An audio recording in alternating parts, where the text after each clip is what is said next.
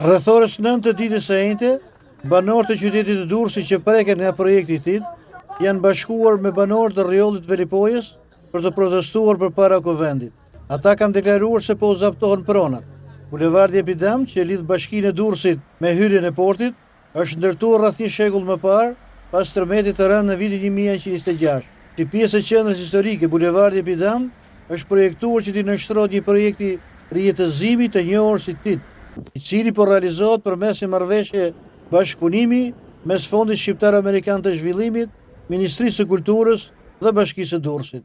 Ky projekt që është kthyer në patatën e nxehtë të momentit ka shkaktuar shqetësime, pasi parashikohet të prek 10 prona private dhe t'i shpërnsojë ato me vlera poshtë çmimit të tregut.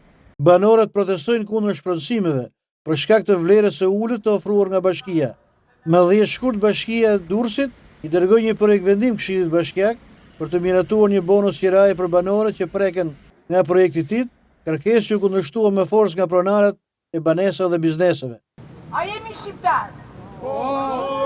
Gjakun e kemi të kuq? Jemi të gjithë shqiptar? Gjak Leila nuk ka, gjak Mavi nuk ka, gjak kush. Ne jemi popull. Ne deri në fund do kërkojmë të drejtat tona. Ju përshëndes banorët e rrjollit. Ju ndjekin. Jeni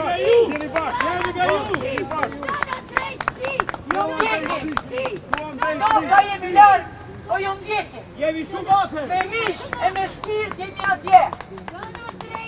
Kudo që të shkoni, ne na keni mbrapa.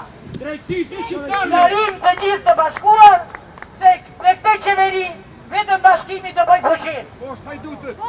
Poshtë hajdutët. Ne jemi në grupit TIT. Do shprishen shtëpiat autoktone Durrësake. Ne shtëpit i kemi në qendër të Durrësit. Kur atje 1 metër katror, via parë është 3.000 euro metri katror. Të dashur miq të rrjollit, e di sa ma kanë llogaritur mua shtëpi në qendër me 107.000 lek të vjetra metri katror. Asnjëherë kur. Ne kemi 6 muaj. 6 muaj po luftojmë dhe do luftojmë me mish e me shpirt.